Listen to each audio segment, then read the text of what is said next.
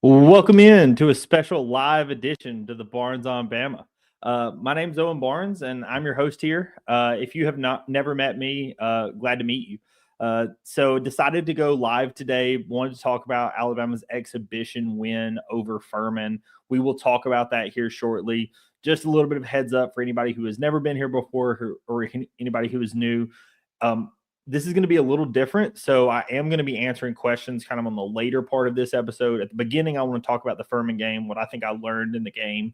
For anybody that's curious, I did put up a written article, and I'll put it scrolling across the bottom now, but the written article is up on barnesonbama.com. That's where I'm going to host all of my written content this year instead of over on Substack. It just makes it a little easier. I can host everything all in one place. So just for a little bit of a heads up, that's where that's going to be. In terms of the pregame threads, for anybody who is interested in that kind of stuff, I know I've posted them on for basketball all the last couple of seasons. Those are still going to be hosted on Twitter X as well, but they are also going to be on my website. So if you are curious and reading those, like I said, follow me over on Twitter. I'll put those out the morning of the game like normal, but those also will be going live on the website as well, just for anybody that might be interested. As I mentioned, want to start this kind of live stream talking about the Furman exhibition. I think that there's a good bit that we learned in this exhibition. So I want to start with just some of my basic thoughts. Then I will talk about the box score. We'll throw the box score up. We'll kind of talk about the stuff that I think you can see in the box score that I think really bumps. But really quick, want to give a shout out to honestly one of my day one supporters, Miss Cindy Jones, talking about great seeing Aiden having a great game. 100% agree with that. Aiden Holloway does win the Hard Hat Award. I thought that what we saw out of Aiden was phenomenal.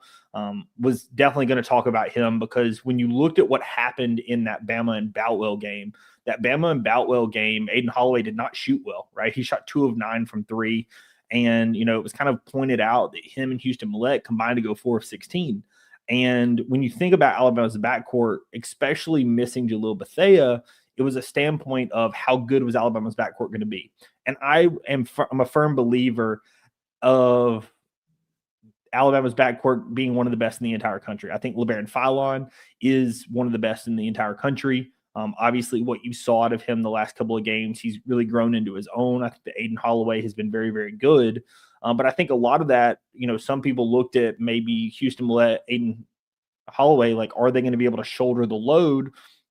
Again, with Trelly coming back from his injury and then with Jalil Bethea being injured currently, I think that they showed that today, right? I think in this exhibition, they showed exactly what they are. Obviously, I'm kind of the mindset Aiden Holloway is a great shooter. Just give him the opportunity and he's going to be there.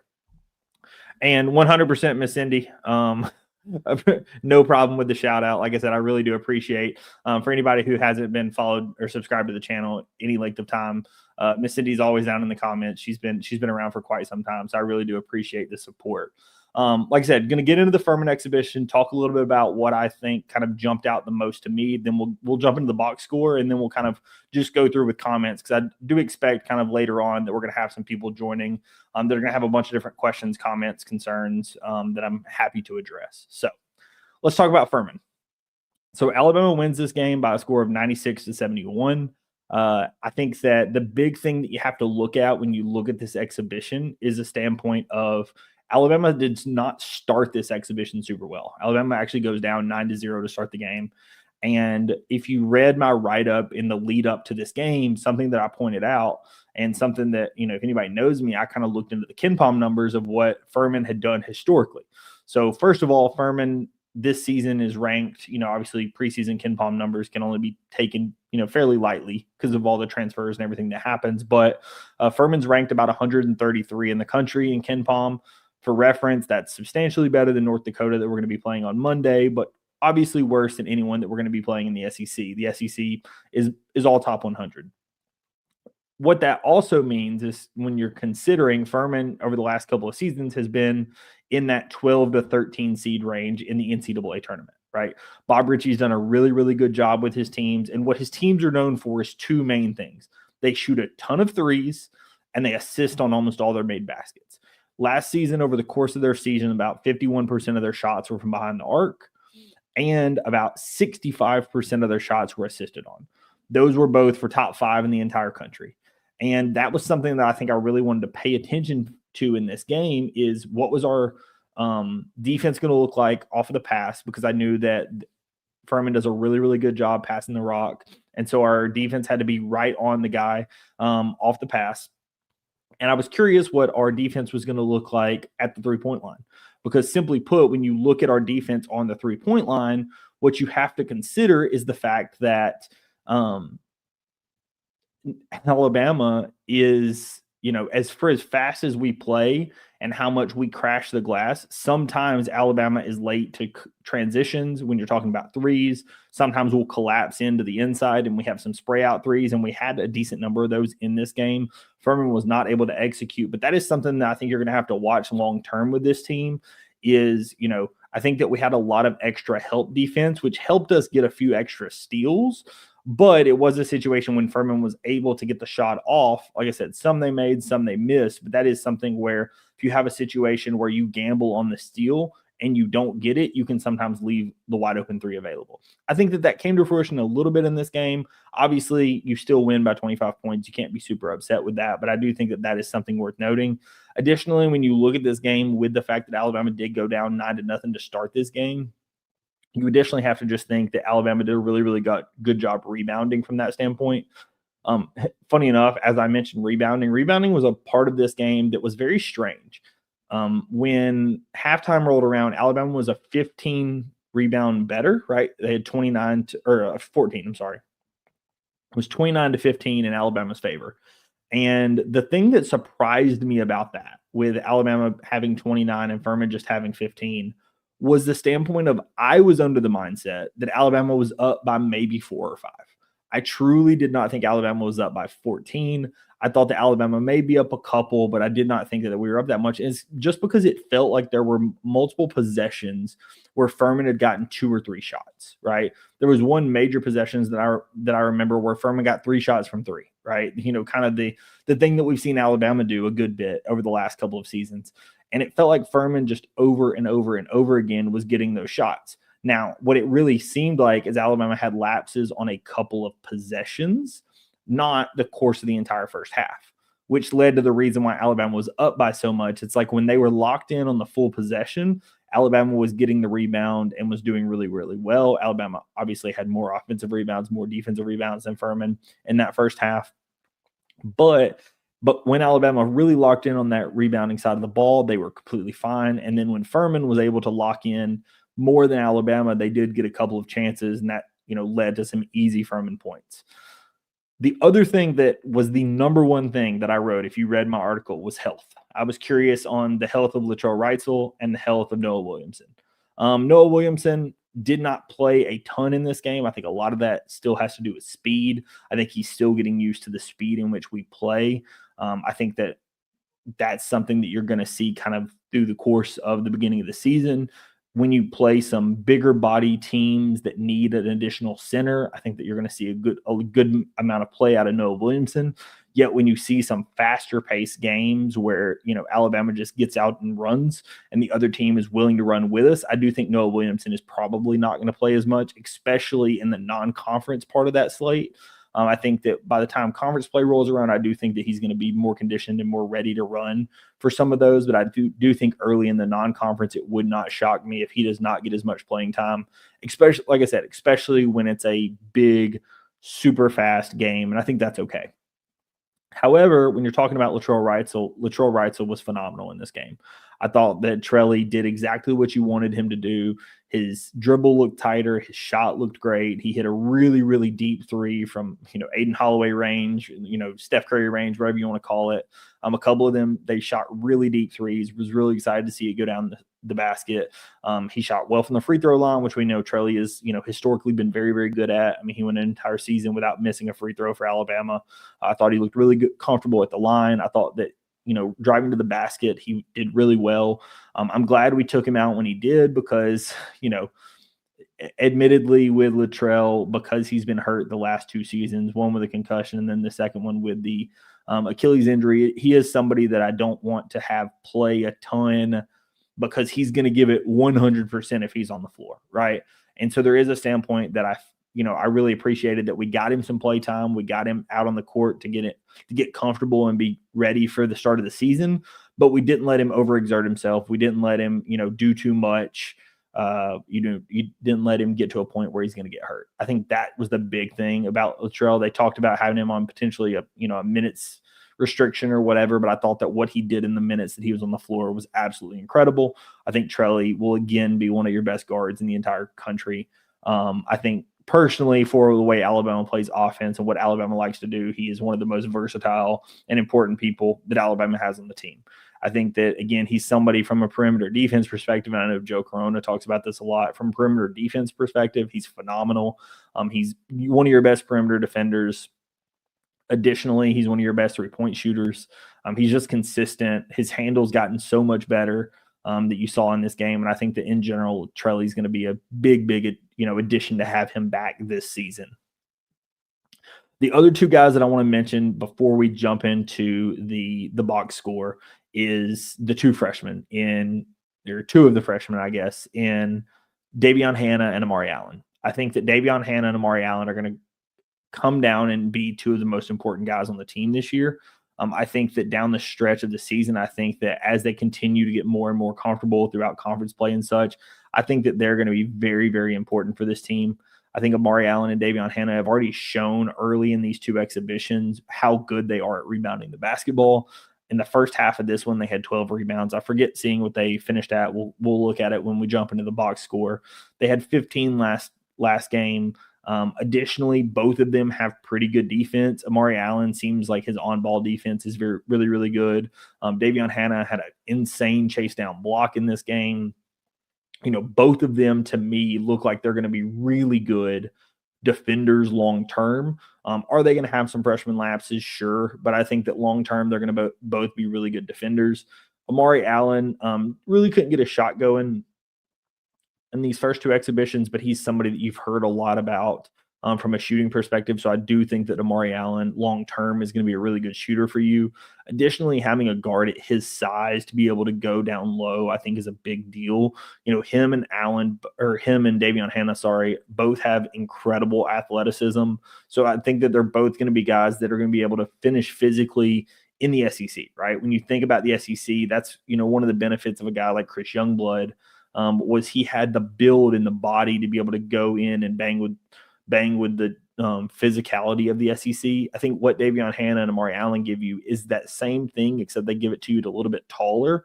With Davion Hannah being closer to 6'7", that just gives you a better build for what you're looking for, 6'6", 6'7", right? It just gives you a little bit bigger guy that can, again, go down low, finish, have solid defense, really good rebounding, right? I think that what we've seen out of those two guys in these first exhibitions have been incredible. I've really, really been excited about what I've seen out of them. Not to speak poorly about Jemison or Collins. I think that both of them, have had flashes and have had moments, but I think that Amari Allen and Davion Hannah definitely have been the ones that kind of stood out the most in these first two exhibitions, at least to me, from a newcomer's perspective. So let's hop into the box score real quick, because I think there is a good bit we can draw from it as well. And let's get this overlay out of the way. So Alabama, as we said, wins by a score of 96-71. Some things that immediately jump out at me. Amari Allen finishes with 11 at 9. I think that a double-double for him is going to be on double-double watch just about all season. I think that his rebounding ability is kind of there, where, rebounding from that guard wing position is going to be something that you're going to expect to see out of him, especially at his size. Finishing with 9 rebounds, really, really was excited in that in 20 minutes, right? He almost gets a double-double in 20 minutes. Really, really excited to see that. Didn't take a 3 actually today. I know he went 1 of 5 in that first game, but he is somebody that they've talked about really can shoot it. Really excited to see what he's going to be able to do. Then obviously some other guys that I thought had really good games. We talked about Aiden Holloway. Oddly enough, he ended up shooting it not as well to end the game, but in that first half, he went 4 of 4 from 3. Did finish with 18 points, but, was somebody that clearly was very comfortable in the role that he was in, had 4 assists.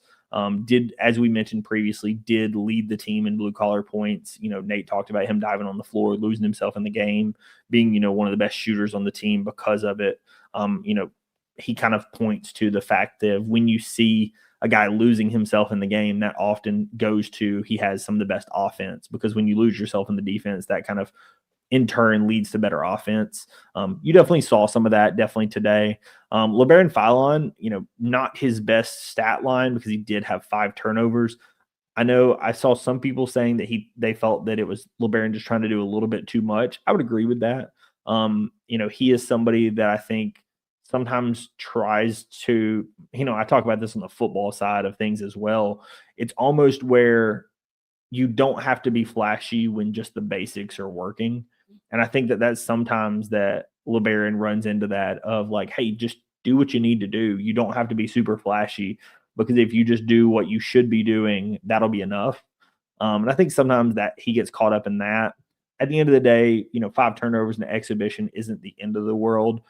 Obviously would like to see it cleaned up. Hopefully you don't have that as the season comes rolling around, but not super upset with it. It just kind of is what it is. 16 points in what was honestly a pretty quiet night for LeBaron. So the fact that you get 16 in a quiet night, you got to be happy with that. Reitzel only ends up getting 1 3 to fall. That was that super deep 3 that we talked about. Glad to see him have one go through the hoop. Obviously, 1 of 5 is much worse than LeBaron Philon, than Latrell Reitzel is generally going to shoot. So the fact that he only shot 1 of 5, I think is, you don't have to worry about that at all. I think Trelly's going to have some really, really good shooting nights. I would not be concerned at all. But the fact that you get double digits out of him in a game in which he's able to get 15 minutes in his first time back, no turnovers, you got to be really happy with seeing that out of Trelly. Again, I thought that his handle was really good. I thought that, what we saw of him on the floor was great. Driving to the basket was great. I thought that Trelly just overall was really, really good in this game. Keaton Bristow and Taylor Bowen, neither one of them, flashed a ton from an offensive perspective. Both of them, gave you a good bit from a defensive perspective. I think they're both going to, it's going to take them a little bit of time, but I do think that both of them are going to play major roles for us long-term on the defensive side of the ball, because I think that both of them are really, really, really good defenders. Taylor Bowen obviously has a really good offensive part of his game as well. He ends up only scoring 4 points in this one, but I wouldn't be too concerned about that. I think that long term he's going to be somebody that I'm really excited to see. I think that what he brings you from a length perspective, additionally from an offensive scoring perspective, I think that Taylor Bowen is going to be phenomenal. I would not be at all concerned about the fact that he didn't really score in this one. And then Houston Millette, 9 points. 2 of 4 from 3, 2 of 4 from behind the arc, did hit all of his free throws. He's somebody that I think long-term is a phenomenal shooter. Anybody who's watched the show for any length of time, I've sung the praises of Houston Millette. I got to, ask him a question at SEC Media Days. I love Houston. I think he's a phenomenal addition to the team. Really, really excited, to have him have a full season this season. Houston is really, really good. And then finally, the last one I would mention is like Aiden Sherrill. Aiden Sherrill finishes with 8 points, goes 4 or 5 with 6 rebounds. Only played 13 minutes, similar to Noah. Both of them, again, because of how fast-paced this game was. Aiden a little bit different because he got 2 personal fouls early in the first half, so he had to come out. But in general, both of them, how quickly this game was played. It's not super shocking the fact that you didn't see them, 25, 30 minutes. And obviously, nobody played more than 20 minutes except for Aiden Holloway, who played 30. That obviously was just how well he was shooting and Nate not wanting to take him off the floor. But in general, I would not be too concerned the fact that Aiden didn't play, more than 13 minutes in this one. But I thought that when he played, especially in that second half, I thought that I saw some really good things out of him, some really good rolls, some great finishes around the rim. In general, I think that Aiden is definitely coming into his own and what he needs to do in this offense. I think Blake Byler maybe tweeted about how Nate mentioned that Noah Williamson, or screamed at the team about how you have to watch how Noah sets screens because he wanted the rest of the team to do it similarly. Obviously, there are things that, your big guys are definitely doing they're doing really, really well. And so I think that, again, Noah, Aiden, even a guy like Collins, I know he only played 7 minutes, but I think Collins definitely has the frame and definitely has, some potential, right? I'm still open of the fact that I don't think he plays a ton this season. I personally thought he redshirts. Potentially he does play. I'm not sure what's going to come down to. Maybe long term, come SEC play or something, you need an additional center.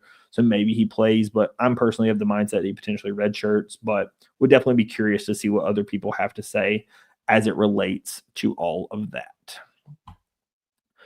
But let's check. Yes, 100% nice to see Trell in the court after everything he's been through. 100% agree. He's somebody that, again, similar to Houston Millette, I actually spoke to Trelley's parents on the way back from LA. I was out for the Sweet 16 Elite 8, and his parents were flying through Denver to their house, to their home in Omaha. And I was flying through Denver, obviously back to Birmingham. And I got to speak to his mom and dad, right after he was in concussion protocol and all that going on, and just really, really awesome people, really nice people. In general, I think that, obviously he's somebody that you know that he plays the game the right way. You know that he, puts in 100% effort. He's giving you all of that he's got. And so he is somebody that you're really excited that he's able to be back out there. Obviously that he's cleared from a medical redshirt perspective, but then now being cleared to go full live action. Really excited the fact that we do have Trelley back on the floor. Really excited to see what he's going to give to this team. I know that Trelley was greatly missed last season, and I do think that he's going to give you a lot this season for sure. Want to open it up additionally to some comments. I know we've got, 15 or so people in here across the different platforms. So if anybody has any questions, comments, throw them down in the bottom. Definitely would be, happy to answer some of those. So Austin, how do I see the lineup shaking out once Bethea is back? I'm personally of the mindset that I see Aiden Holloway in a 6-man of the year role again. I think that once everyone is fully healthy, I look at it as a LeBaron Philon starting at the 1, Latrell Wrightsell starting at the 2,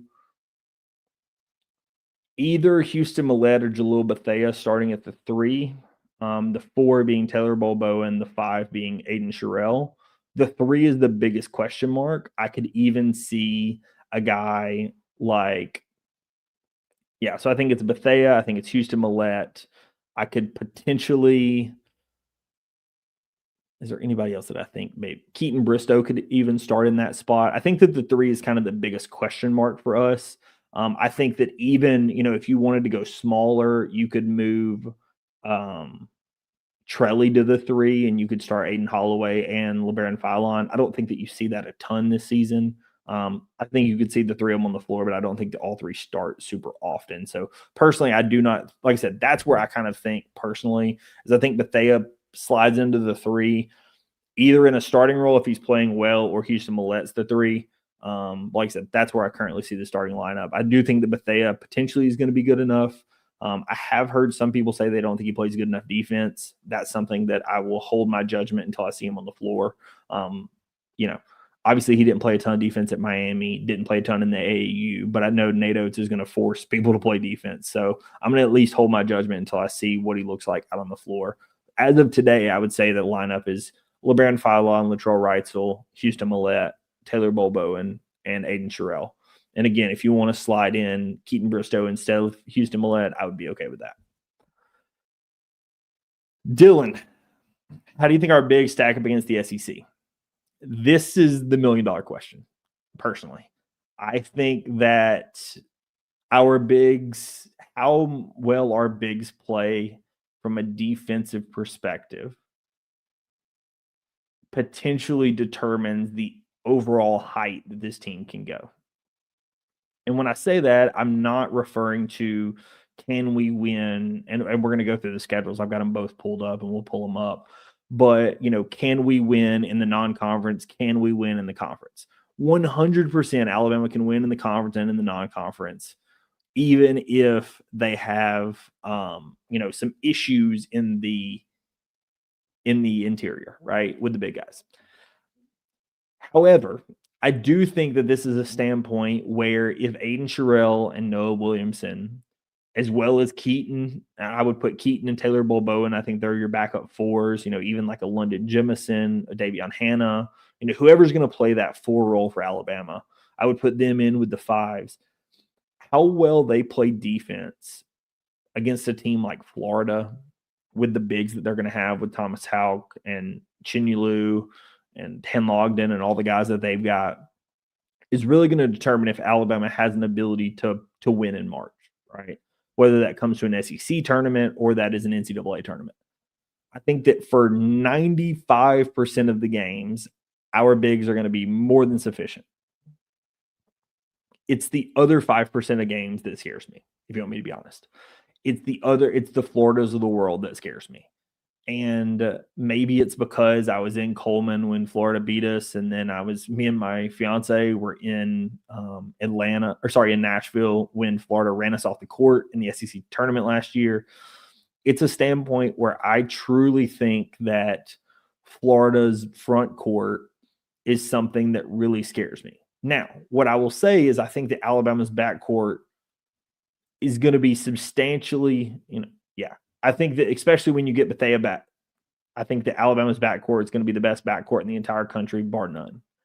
And so because of that, I do think that there is a standpoint where you may even be able to shoot your way out of it. Potentially like a Final Four, like the team that went to the Final Four. They just shot well enough that, Grant Nelson obviously had some big games and stuff, but Alabama's front court was not, insanely dominant by any stretch.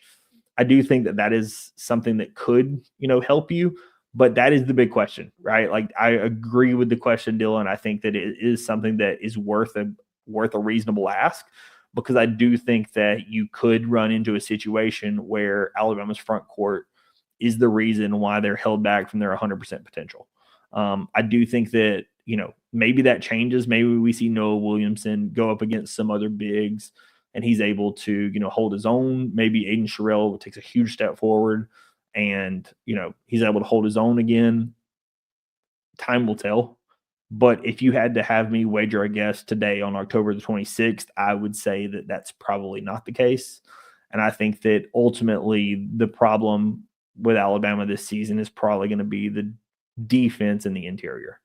If you have somebody that can, capitalize against it, right? Now, again, you're going to have to shoot with Alabama. You're going to have to score with Alabama. So there will be a level of, even if you have elite big men, I don't know that most teams in the entire country are going to be able to score with Alabama, because I think this is going to be one of the best shooting teams we've ever had. So I do think that that's going to be a great equalizer, that your shooting is going to be so good that even if your front court defense is bad, they're going to be trading 2s for 3s, and eventually the math is going to run out. But I do think that the front court defense is going to be a problem. So 100% agree with the question, Dylan. I think that it's the $1 million question again. I think that how good this team does this season is going to come down to how well you can do in the front court.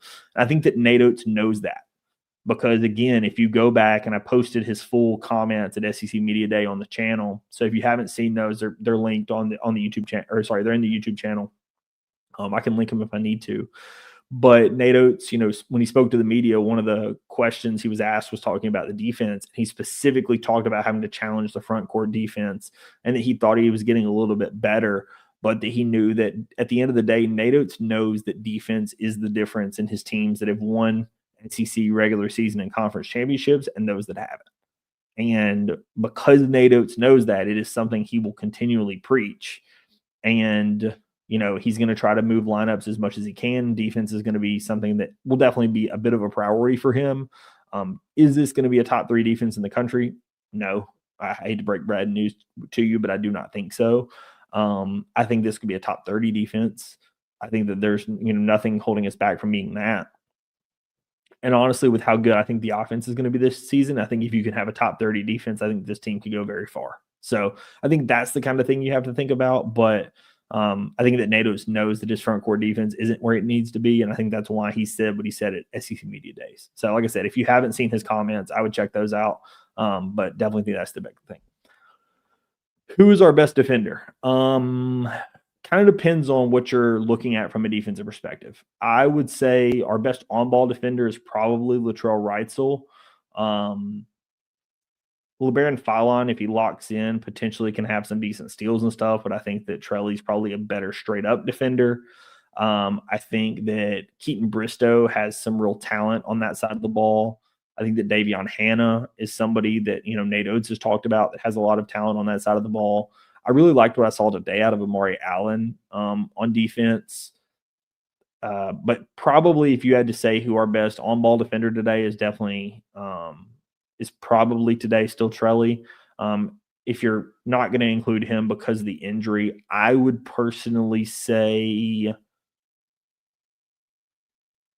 maybe Davion Hannah or Keaton Bristow or Taylor Bowen. I think those are some of your best defenders from a natural standpoint. I think that Aiden Holloway has put in a lot of effort. I thought it was funny that the announcers called him one of the best defenders on the team, or like, oh, he was a defensive specialist. I forget what the announcer said.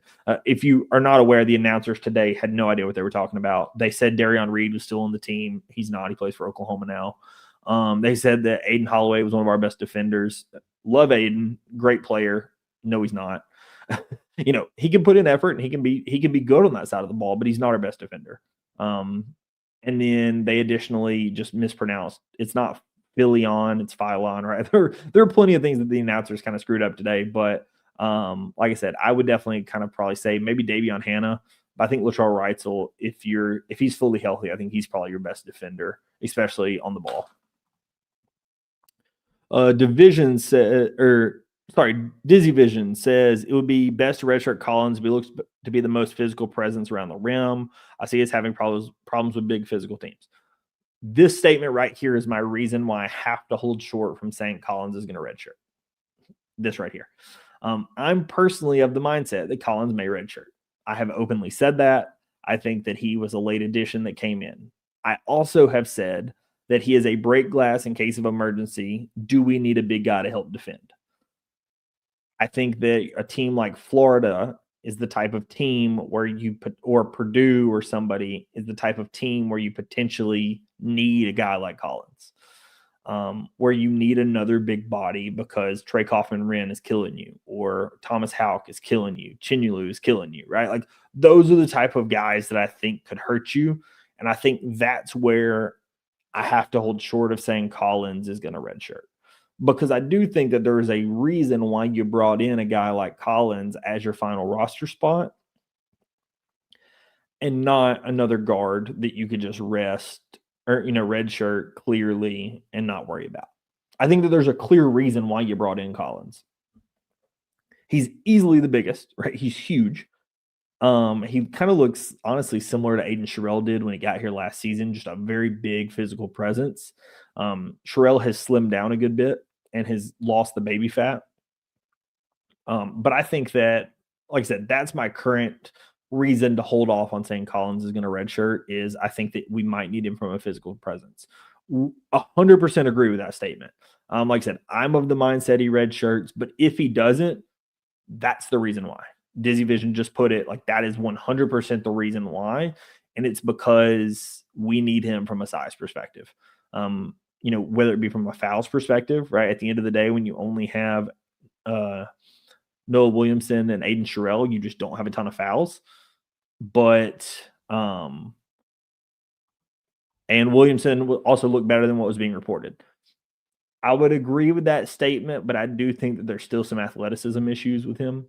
I think that some of the issues related to him, I think he's going to look really good in games that get slowed down, right? In a game against a Purdue or a game against, think about like a Houston game, right? A game that we've seen historically that just slows down and grinds to a halt. Think like Texas A&M, obviously not this year under Bucky, but historically like an A&M type game. I think that's a game where Noah Williamson's going to look really, really good. Because I think that when he can be in the half court, I think that he obviously has the potential to be really good.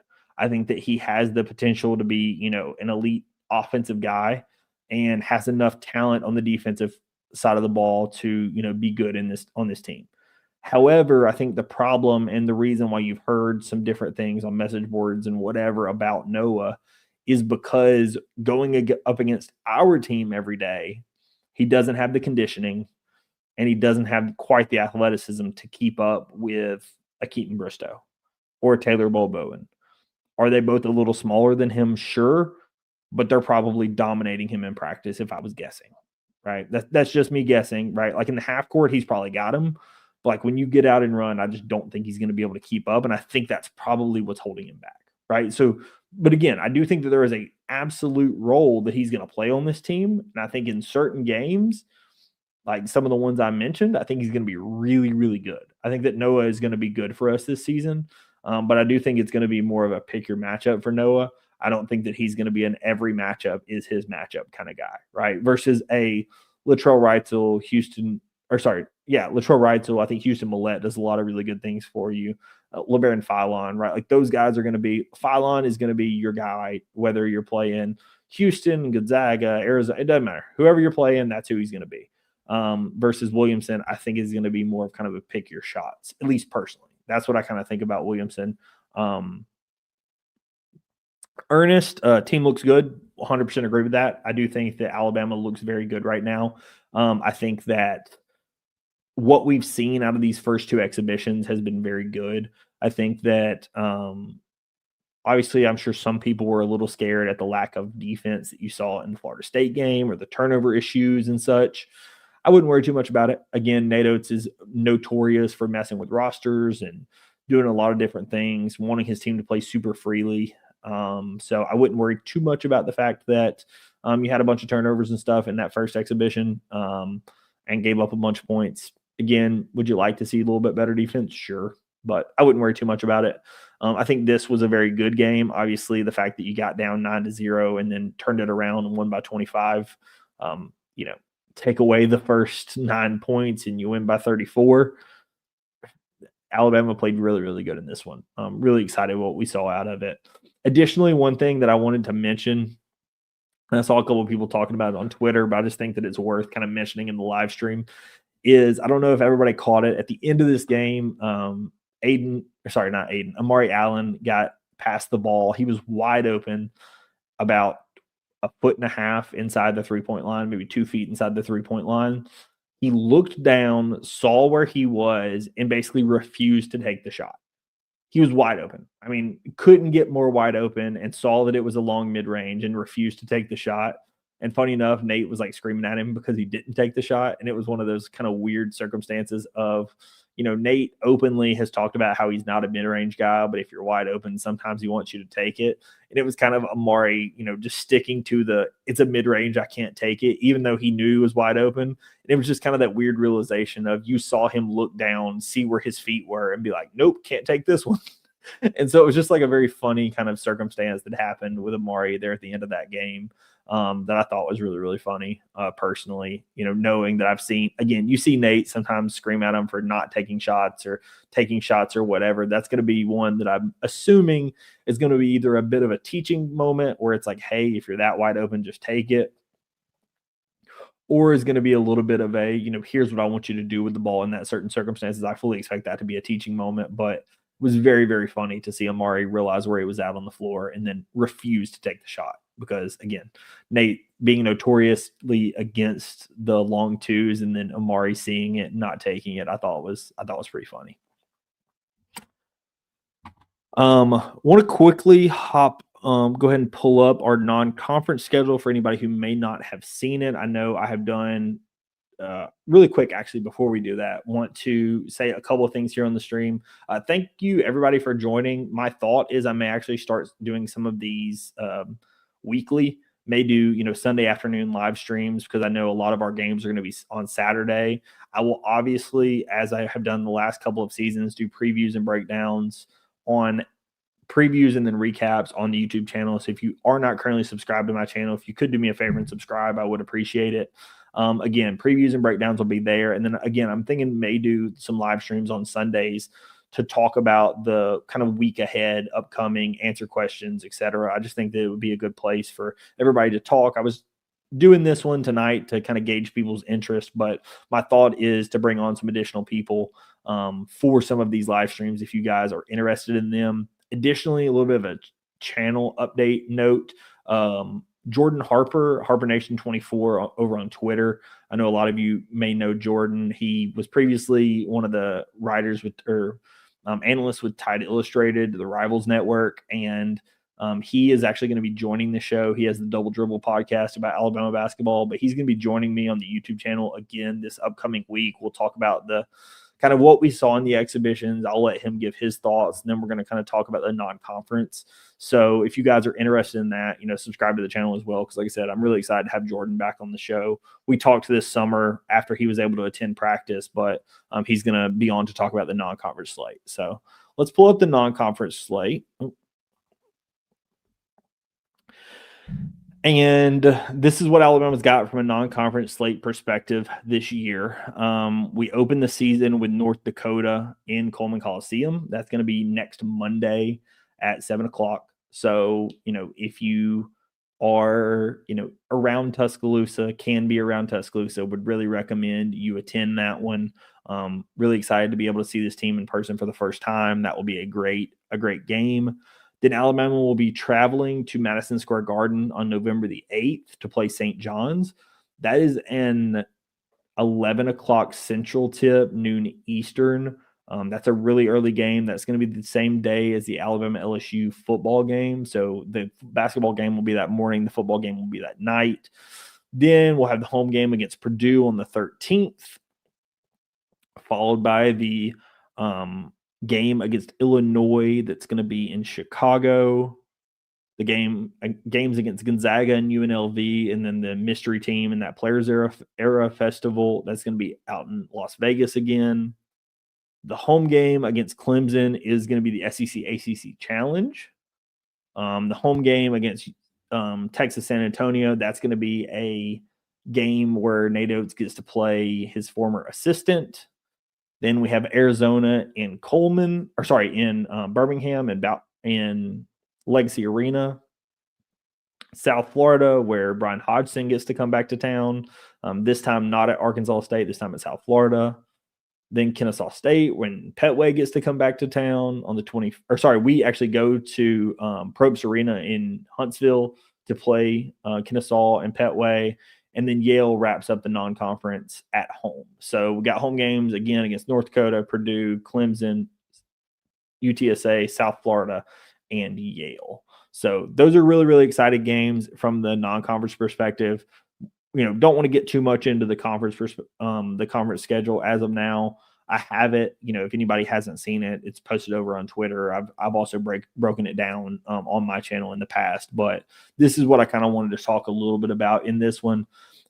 I will do a full preview of the North Dakota game that will come out on the channel probably on Thursday, probably on Saturday is when that'll come out.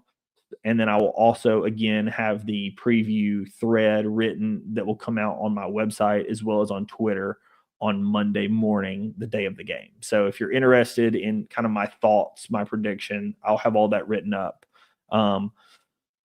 Miss Cindy asked, what's your non-conference results prediction? So I would say currently, I think that I would put wins against the for sure wins are going to be North Dakota, UNLV, UTSA, South Florida, Kennesaw, Yale. So there's 5. I think that you for sure, I'm going to put Clemson in that as well. So they're giving me 6. I think that you additionally pick off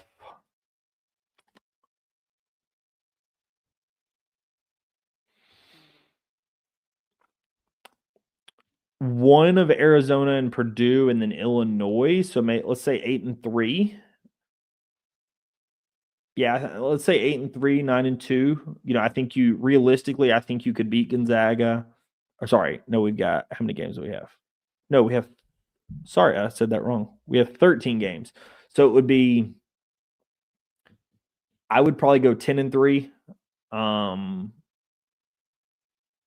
Right now, if you had to have me guess what our losses would be, I think that the game at St. John's is going to be very tough. Top 5 team, Madison Square Garden, that's going to be a very tough game.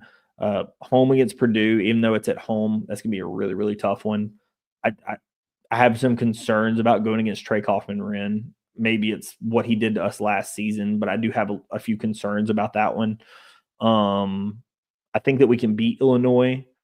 I think the so I think the Gonzaga will be a very good game. I'm not sure who the other players there will be, and then Arizona, another really good game. Personally, I would say probably maybe split Gonzaga and Arizona, lose to St. John's and maybe Purdue. I'm hopeful that we can beat Purdue, especially in Coleman Coliseum, because it's going to be at home. But that's a really good team. Braden Smith returning, and again, Trey Kaufman is I think more of the one that concerns me on that one. Do I think that they can be beat? Absolutely, but I think that that's one that definitely concerns me. Last year in Mackey Arena, I think that Purdue's a really good team. There's a reason they're preseason number one. I think that Purdue is going to be a team that's going to be a tough out. So that's one that, as much as I don't want to say that we're going to lose at home, that's one that's a tough one that, I'm going to have to do some research on it. But I think as of this moment, I think I probably have Purdue by a couple of points in that one. Obviously, I think that's one where if Alabama, again, we talked about the front court. If Alabama gets really good games out of Noah Williamson and Aiden Sherrill, could they win it? Sure. Alabama's going to have the scoring, and Alabama's going to have the offense in the backcourt to play with anyone in the entire country if their front court can hold up, right? And that's the reason why I think that Dylan's question from earlier is kind of the most important question, right? Like, and I know he said just against SEC competition, but like how our front court stacks up, how our bigs stack up at the end of the day, that's going to determine how you're going to play against Purdue. That's going to determine how you're play against Florida. That's going to determine how you're going to play in some of these games. And so I think that really is your big question. Now, do I think that if you go 8-5, the season's over? No, right? Like I'm of the mindset that we probably go somewhere between 8-5 and 10-3 in the non-conference, realistically, right? Could you go 11-2? Sure. But I think somewhere between 8-5 and 10-3, I think is probably realistic. And that's going to be okay because even if you do that, I think that you're going to have enough wins. You're going to have a tough schedule in the conference. You're going to be completely fine. At the end of the day, gone are the days of worrying about being on the bubble. This team is not a bubble team. This team is clearly an NCAA tournament team. I think this is clearly a team that will compete for the top four of the SEC. Just overall, I think that's something you're going to have to come to expect out of Nate Oates until proven otherwise. Because as of his time at Alabama, I have not been given any reason to suspect that he's going to do anything other than get us to a top four in the SEC tournament and compete for a top seed nationally. So that's where I'm going to look at it. Is like I said, I'm going to say somewhere between 10-3 and 8-5 for non-conference. Like I said, the kind of question mark for me is probably the Purdue game. The Purdue game being so early, I think really is going to tell you a lot about the team. Because again, if Noah Williamson and Aiden Sherrill and the team is able to, or even if you get a big game out of like Keaton Bristow or Taylor Bolboa, you just get somebody that's able to help lock down Trey Kaufman, maybe I think way differently about this team, right? Like that's the one game that I could probably very drastically change my thoughts on this team because I have an idea of what I think the defense is going to be on this team. But if you show me something in that Purdue game and I see something that I'm not fully expecting, I can definitely change.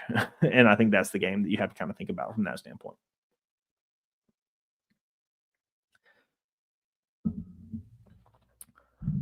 What other questions do you guys have? Make sure if we've got any other questions.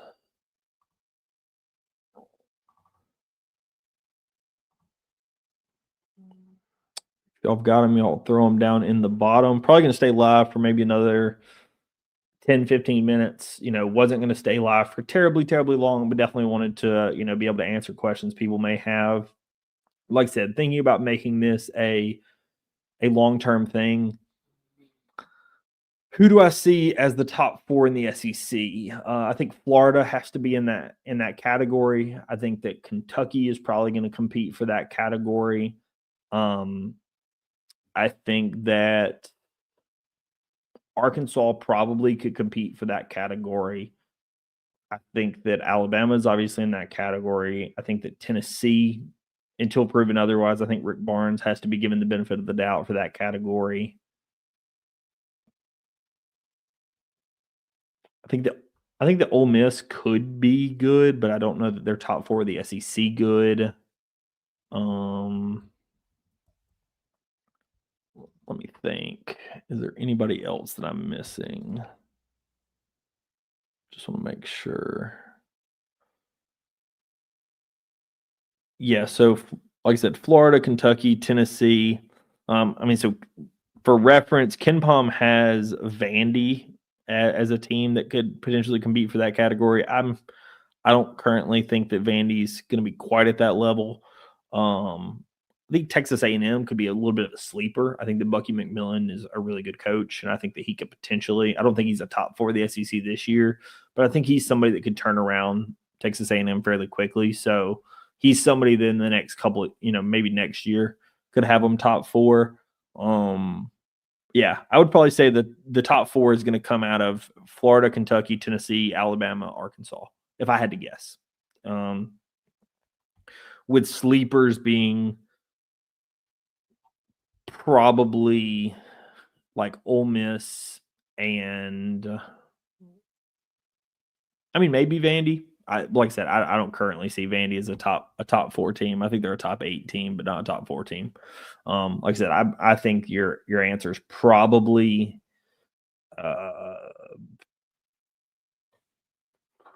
Florida, Kentucky, Tennessee, Alabama is probably the top 4 if I had to guess.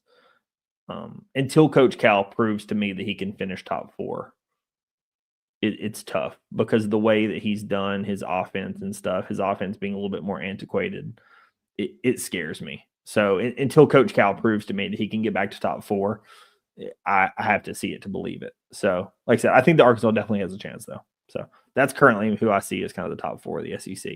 I think that the kind of best, when you're talking about the rest of the schools, I think you're talking about your Vandys, your Mississippi States, your Missouris.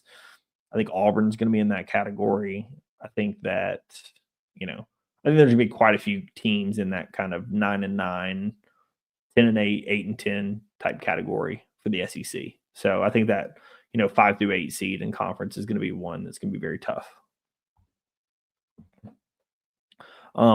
Again, you're gonna see a lot. The SEC, I'm sorry, has done a really, really good job scheduling, and so you're gonna see some really tough schedules coming out. And so a lot of teams obviously played big exhibitions, but then a lot of teams are playing some really, really tough non-conference schedules. So you will quickly understand how good the SEC is compared to everyone else. Like Florida plays UConn, and there's a bunch of huge games that are on the slate for the non-conference. So I think that you'll kind of understand the depth of this conference pretty quickly.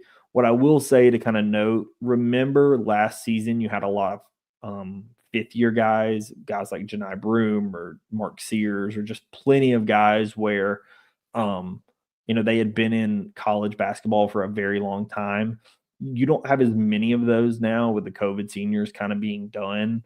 Obviously, you still have some JUCO guys that are still around, but in general, you don't have as many of those. So the reason I mention that is expect that the overall competition level to not be quite as dominant as it was. I think it's going to be a little bit step down, and that's just across the sport, right? That's not just an SEC thing, but I do think that is something to kind of note.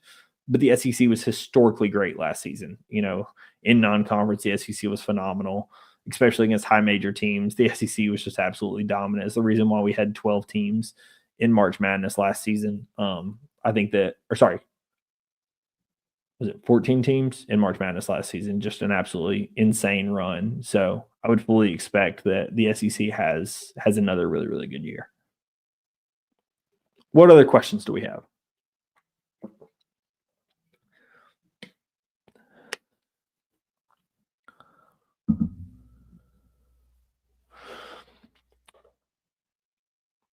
And I have you guys actually a question. I'd like to see y'all throw some answers down. I think my question would be, who is the guy?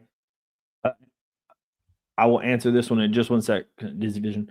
Who is the guy that y'all look at as maybe the breakout guy who's going to have a huge season, not name LeBaron Fallon, right? LeBaron Fallon's kind of the obvious answer. He's the guy who was going to go NBA draft, withdraws the last second, and comes back for Alabama. But who do you think is going to be the kind of breakout contender that's going to obviously make Alabama go this season? I want to hear kind of some of y'all's thoughts and who y'all think that might be.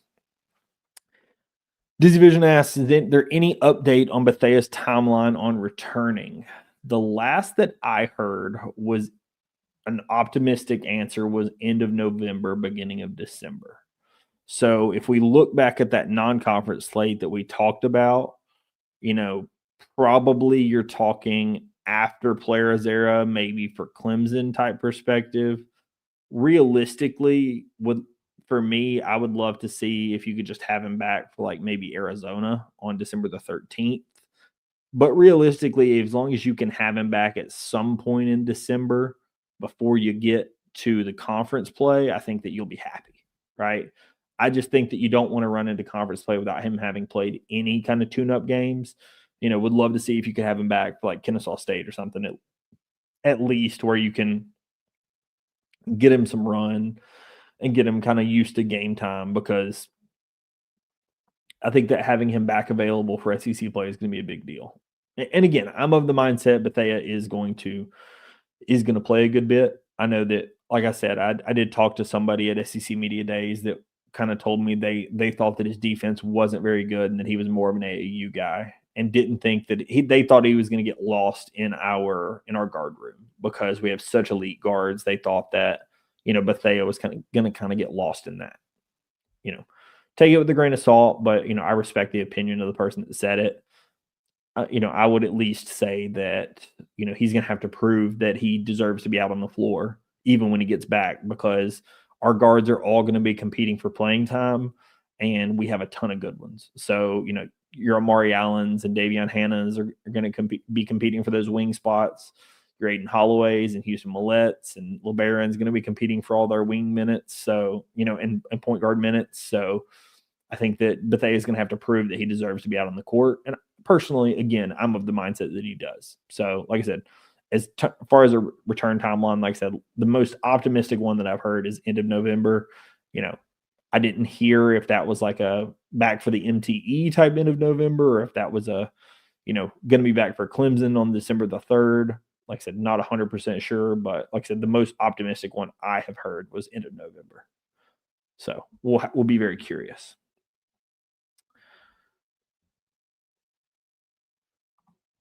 Miss Cindy says her guess is Holloway will consistently break out, or Bristow may surprise people. One of the freshmen, Hannah Allen. I think that those are probably, one of those four is probably the biggest answer to me. I know when I've been asked by some other people who is my candidate that I think that most people need to be aware of, and I did a video on him earlier this season, or this offseason. It was Keaton Bristow. Keaton Bristow is kind of the guy that I look at as the guy who has, was underranked coming out of the transfer portal, because he played at Tarleton State and was just kind of not a huge name guy. He was freshman of the year in the WAC. And okay, like Alabama gets this guy. But then everything you started hearing out of summer camp and, even fall practice was Keaton Bristow is really good on defense. And his athleticism is crazy. And, he's a guy who's going to play a lot. And I think that you've seen flashes of that. And I think that he's going to be really, really good for us. I do think that Keaton Bristow is probably a name. I think that Aiden Holloway, if you're talking about from a consistency standpoint, I think that he steps up. Definitely that level of consistency this season. I think that he does better than he did last season, just being comfortable in the system for the second year. And I think that even having Latrell Wrightsell again back, having another shooter where they're having to close out more on everybody again, because Noah and Aiden, everybody can shoot that's on the floor. Pretty much everyone's going to have the green light from three except for Collins. So when you have 12 guys that are going to play, they're all going to have the green light from three. It really stretches the defense. So I do think that Aiden Holloway is going to have a lot of run. But if I had to give somebody other than that, I do think that Amari Allen's probably the name that I'm personally looking at the most. I think that his offense is something that you've heard kind of rumors about. it was the thing that was more polished coming out of high school, and I think that I've seen more from him on defense than I expected to see. So he's probably the name if it's not Bristow or Holloway personally. Bull Bowen being a key player, 100% agree with that. I think that Bull Bowen is a huge addition from Florida State. I think that he's going to be an underrated guy. I think he's going to be a really quiet three-point shooter, but it's going to be a solid, like consistent guy for us. I think that he's going to be less flashy, but more consistent. So I do think Bull Bowen will be another guy that's going to be a big deal. Houston, again, I have talked about him till I'm blue in the face. I really, really like Houston. I've met him a couple of times. Like I said, I got to ask him a question at SEC Media Days about his dad. For those of you that aren't aware, his dad's actually one of the executive athletic directors now at South Carolina. He was previously the AD at Cal Riverside and then moved to South Carolina this last year. And Houston's a really, really good kid. Really like his podcast and all the stuff that he does. Really, really good guy. And then Hannah as an effort defensive standout, agree. I think that Nate Oates would agree with that. I mean, Hannah got the quote from Nate talking about could be the best defender since Herb Jones. Obviously, the Herb Jones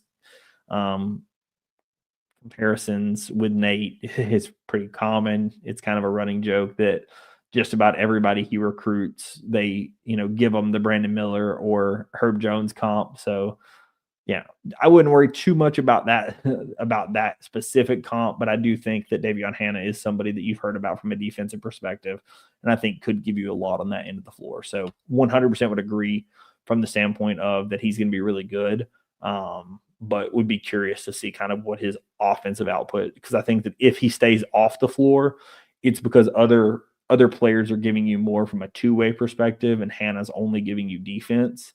Again, there's still parts of the game where you still need defense, so I don't think that's a bad thing, but I do think that his offense at times can be a little behind his defense, and we've heard that. But I do think that what we've seen from him on offense has not been as bad as I expected it to be. When I hear, he's been bad on offense, I consider it like a freshman Mo Diabate. Mo Diabate as a freshman was pretty terrible on offense personally. His finishing around the rim was atrocious, and just in general, I did not think he was very good on offense. He got better as he went along. I think that Davion Hannah is further along than Mo was. So, in my mind, I can't look at Hannah as a terrible offensive guy. I just think that he's definitely better on the defensive end of the floor. Okay. I want to thank everybody for joining this. Like I said, I really appreciate it. My thought is that we're going to start doing these weekly. If y'all enjoy the 7:00 live stream, Hannah's a strong rebounder. His vertical is noticeable. 100% agree. Hannah has been a very, very strong rebounder for us. And again, I think that him and Allen have been way better rebounder than I expected. And that really is big to me. His vertical, the best thing I could talk about with his vertical is he's had 2 plays, one in each exhibition that showcases vertical. In the first exhibition, he tried to catch a body with an absolute insane tomahawk that he tried to do on somebody. And then today he pinned the ball to the backboard. Again, another really, really good defensive obviously one offensive, one defensive, but both of them showed incredible hops. So agree with the standpoint of his vertical. My kind of thought with these is that we're going to probably do these weekly, roughly an hour. And then, if y'all enjoy the 7 Central, that's going to be the time that we're going to do. I've been kind of debating between 7 Central and 8 Central, but either way, that's going to kind of be the thought process as it relates to these live streams. Just wanted to be able to, answer questions, talk about games. Again, I will bring on some people. If y'all are interested in potentially being on yourselves, the streaming platform that I use can have up to 10 people on here. So it may even be a situation where if certain people, would like to hop on stream as well and, ask questions, I'm happy to do that and kind of make this a super interactive thing. Of course, as always, if you're ever in the comments and stuff, feel free to throw your comments down at the bottom, and I'm happy to read them and answer them and kind of do that. But I really do appreciate you all joining for this. Like I said, this was a not quite as impromptu, playing this one a little bit more, but I really do appreciate y'all for joining. This is a new thing that we're trying out here on the channel. So if y'all are interested in this kind of thing and want me to keep it up, just let me know. Like I said, also let me know if you're interested in the 7 Central or the 8 Central. Those are the two times kind of on Sunday nights that I think kind of work the best for my schedule. So I have other things, obviously, with church and other things that I have going on during the day. So want to be able to get these out and have the most people that are able to join do so. So let me know what y'all are thinking about as it relates to a time perspective. I definitely would be interested to hear what y'all have to say.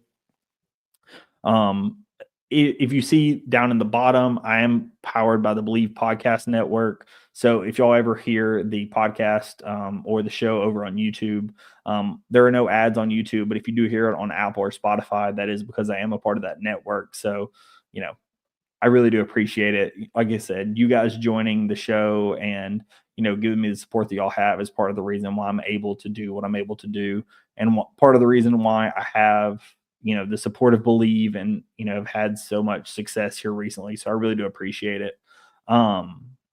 Miss Cindy says she's good with either time on Sundays. What we might do is we might change it around. But what I will do is what I promise to do for you guys is I will schedule them at least a day in advance, like I did for this one, where it goes up and it will tell you whether it's 7 or 8. And I'll also put it out on socials and I'll try to mention it on the show that week, which one we're able to do. Like I said, I may end up switching it to 8 o'clock just because I think that might work a little better. But either way, that's kind of the general thought process is to do these on Sunday evenings. And then I may also, if y'all are interested, it won't be quite as interactive, but I may also record. When I record, I'm going to be using the same platform to record that I use to live stream. I'll just be doing it a different way. But if y'all are interested, I could even live stream my recordings if y'all are curious. That's kind of up to you guys, whatever works the best. But I really do appreciate all the support. Like I said, I know the Alabama basketball season is something that, as all of y'all know, if y'all have followed the channel for any length of time, I'm super excited by. The scarf right behind me is from the Final Four. Obviously, we got the Final Four banner up top. I've got a pin over there from the Final Four. That's a basketball jersey they gave away. I think I've got Chris Youngblood's signature over there. I mean, basketball is something I really enjoy. And like I said, appreciate all the support. Dizzy Vision, appreciate the comment. I really appreciate it. Like I said, the basketball content is going to continue to roll. Of course, we're not going to stop the football with the team still rolling, but I'm excited to get underway with Alabama basketball season. So I want to thank everybody for joining. I really do appreciate it. If y'all aren't currently subscribed to the channel, if you could do me a favor and drop a subscribe.